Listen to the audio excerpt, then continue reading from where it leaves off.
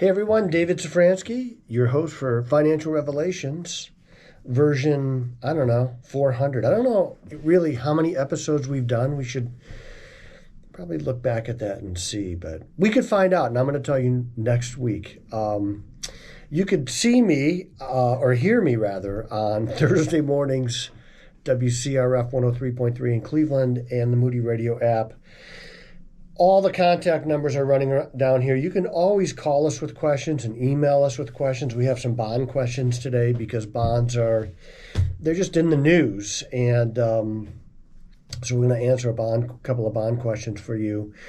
And then also we're doing an advanced trip to Brazil in December for the next well dig that we're going to do. So we fly into Manaus, Brazil. It's a big city, a couple million people or so. Then we take a public ferry about 20 hours downriver. It takes 20 hours because it goes really slow. You could make the flight in about 45 minutes because you cut off the river and, you take shortcuts and things like that. But because we're bringing so much stuff, we take the public ferry and then we get onto the mission boat in Maués, Brazil, which I affectionately call a thumbprint of an armpit in the middle of the jungle. And we go into the jungle. And this will be the deepest we've ever gone into the jungle. And we want to take you with us. So if you'd like to go, let me know. We also, we have a webpage, nativosusa.org. And we have a GoFundMe account for the well dig and a church that we're trying to build there. So if you'd like to participate, if you'd like to go, we'd love to have you.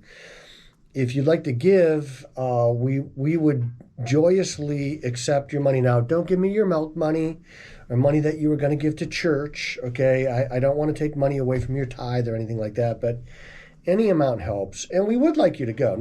Not everybody should go. You got to have a passport. And if you're in poor health, I would want to talk to you.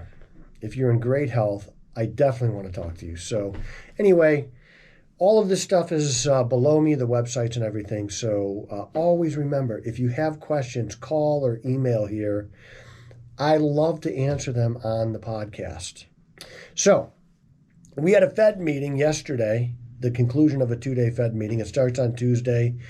It ends on Wednesday. And at 2 o'clock, the Fed chairman comes out. Who's the Fed chairman? Chair Powell comes out and he talks about what they're going to do. And Chair Powell decided to keep rates steady. They're not going to raise rates.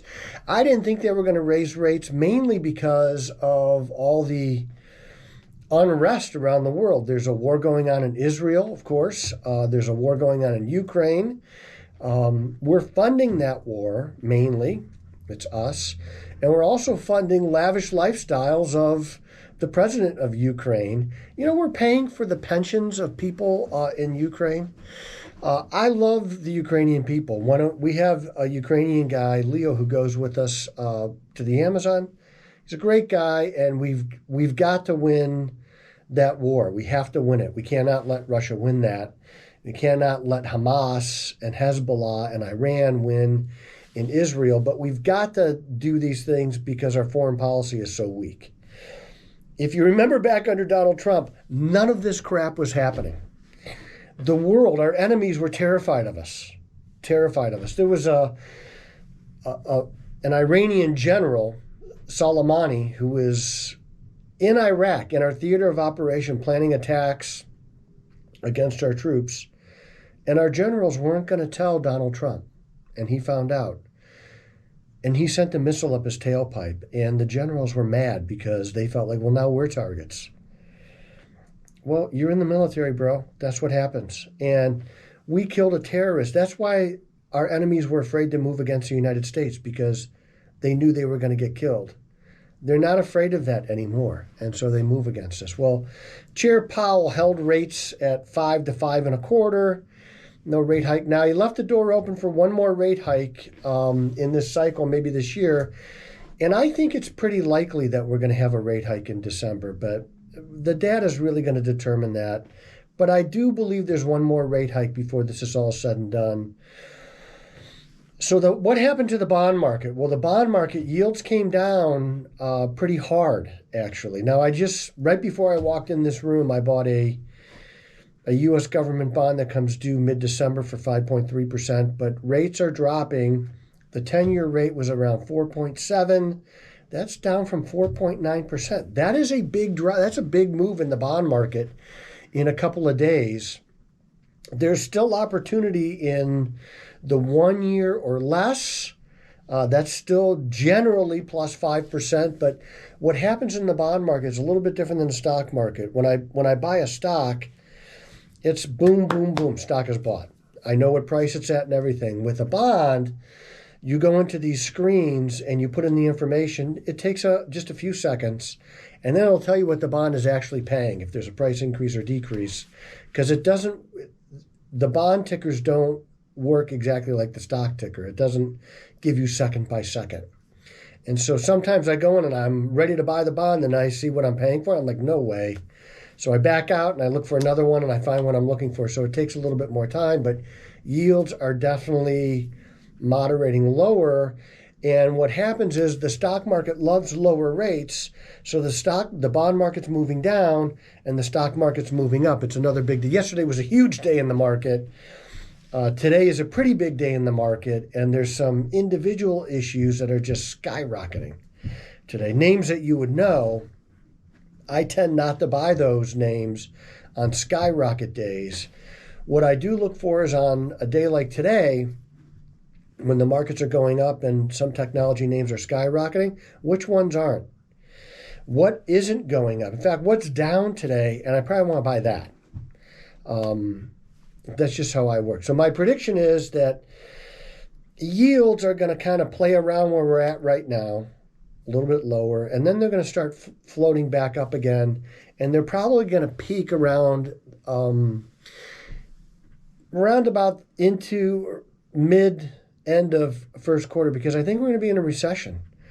I think the first quarter of 2024, at the end of the first quarter, so January, February, March, somewhere around the end of March, we're going to be looking at recessionary. And why do I think that? Is because government spending is going to curtail going into the end of the year. We're already talking about a GDP for fourth quarter at 1%, when the GDP for the third quarter was at 4%. So spending is slowing. Government spending is what's been driving the economy. The Biden administration has borrowed and spent $7 trillion that we don't have. Of course you're going to get economic growth. Of course you're going to get job growth. Now, if you look at the job growth numbers from last month, they were mainly government jobs.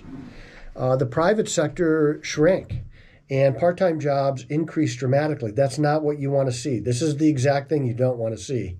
I know people say, well, hey, at 3.7%, what could be wrong? Well, it's just not the way you grow a capitalist economy, through government growth. I have a friend that works down at the federal building in Cleveland, and they said that the amount of employees for the Veterans Administration has tripled at that building to an astronomical amount. Well, why? Now, I love to take care of veterans. I think we should take care of veterans. And under Donald Trump, we started taking a lot better care of veterans. They had medical choice and things like that. So those things are all good. I like that. But when times are good, you want to push people out to the private sector so that when times are bad, you can bring them back in. And if times are that good, we shouldn't be growing the government sector. But we are, because that's the way this administration thinks. And if you follow me long enough, you know that I think that this administration is the stupidest administration economically that we ever had. They make Jimmy Carter look like minor leagues. Jimmy Carter was a nice man. I think he's been co-opted and corrupted by the Democratic narrative. He's a Sunday school teacher, and he was a nice man as president. He hired bad people, and that's how we got 17% mortgage rates. We're not going to get that this time, by the way, but we're close to 8%, and those will probably come down a little bit because bond rates have come down. So I do see a recession. Now, I'm putting out a letter tomorrow. It's going to go out for clients. It's from the company letter about what I think is going to happen. I talk about some of it here, but we drill down a little bit in the letter. You could get on that list. The best way to do it is to become a client, but you don't have to. You could just ask me to put you on that list, and we'll do it. We'll add your name to it. Corey's really good about stuff like that. So I'm being patient with the bond market right now. I'm picking my opportunities. I'm staying very short on the yield curve because I think yields are going to go back up. And when they do, I think at the end of the first quarter of 2024, we're probably going to buy the long bond, 10 years plus. Now, the thing about a bond is you don't have to own it for 10 years because as yields go up, prices go down. This is one of the listener questions. You want to buy when yields are high. So when the Fed comes back next year, late in the year, and lowers rates, that bond increases in value, you get capital gains. I think there's potentially double-digit rates of return in the bond market for the next couple of years. Listen to the question, why do bonds lose value when interest rates go up? Okay, if you're my age, 45-ish, you'll remember a Teeter Totter as a kid. You know, if you were the fat kid, you were always on the bottom. I was the skinny kid. I graduated high school at 135 pounds. I put on 40 pounds in basic training. Nobody recognized me when I got home. I was like a chiseled mass of muscle. Well, I still am a chiseled mass of muscle, but it was even more profound then because I had zero body fat. And so I was always on the top. But think of a teeter-totter, and you have yields on one side, what the interest rate is, and the value of the bond on the other side. So when interest rates, so you buy a bond at 5%, and then yields go up to 5.5%. Well, no one's going to pay you face value for your 5% bond when they can get a new bond for 5.5%. So you have to sell your bond at a discount, which means the value goes down. So the way to escape that is you hold the bond to maturity. And that's why we're buying short-term bonds right now, because the yields are changing so dramatically on a daily basis. We're just going 1 month, 3 month, 2 month. I have some 6 months. I did buy, when rates peaked earlier, I did buy a couple of 1-year bonds. Those are so far in the money right now, profit-wise. We could make a profit off of those. But I'd rather just collect the coupon right now at 5.7% or something like that. So think of yields here, the interest rate, the value. One goes up, the other goes down. If interest rates go down, which I think they will at the end of next year, they go down, bond values go up. Now you could sell at a profit, get a capital gain in that bond. That's where the double-digit rate of return comes in. And that's why I'm thinking end of first quarter, looking at longer bonds if the conditions present themselves. Now, of course, all of this could change. There's so many moving parts in the economy right now. I feel like I'm in the movie Matrix dodging bullets coming by my head. Remember when they were like standing sideways and stuff? It is happening that fast right now. I haven't seen this in a long time. Now, it doesn't faze me. This is what we do all the time.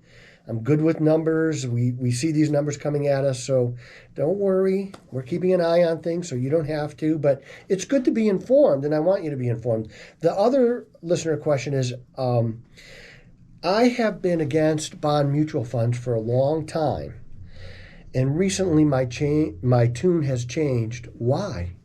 Well, the reason is when rates were at 0 or 1% on the 10-year Treasury, and you bought a bond mutual fund, you're getting that 1.5%. And when rates move up, remember the teeter-totter, rates are moving up, interest rates are moving up, bond values are moving down. In a mutual fund, you just lose money. So in a mutual fund, a bond mutual fund, it could make a lot of sense to buy a bond mutual fund when we're at the top of the interest rate cycle, the end of first quarter of next year. So what would I look at then? I would look at high yield bonds, the highest yielding bonds at the top of the interest rate cycle. So interest rates are really high, the values are really low. Interest rates start coming down, bond values start going up. In a mutual fund, you want to buy at the top of the interest rate cycle. So it's not that I didn't like bond mutual funds or don't like them. The time was just wrong. So I couldn't put money into them. You couldn't really even buy a bond for a long time because they were paying 1%. Inflation, even when it was low, was 1% plus. So you're basically losing money every year to be in that bond. It made more sense to go in a dividend-paying stock like a Verizon or an oil and gas stock that was paying you 5.5%. At least you make some money there and maybe get some growth. Now, Verizon didn't grow, but it is a stock that I like. for growth and for the dividends. So before you go out and buy it, please talk to your advisor. Make sure it's right for you. Okay, the things that we talk about here, I don't know your financial position, and so you can't just hear me say the name of a company and go out and buy it. You've got to make sure it's right for you, that it's in your best interest. Okay, so those are the listener questions on bonds, and I know they're confusing.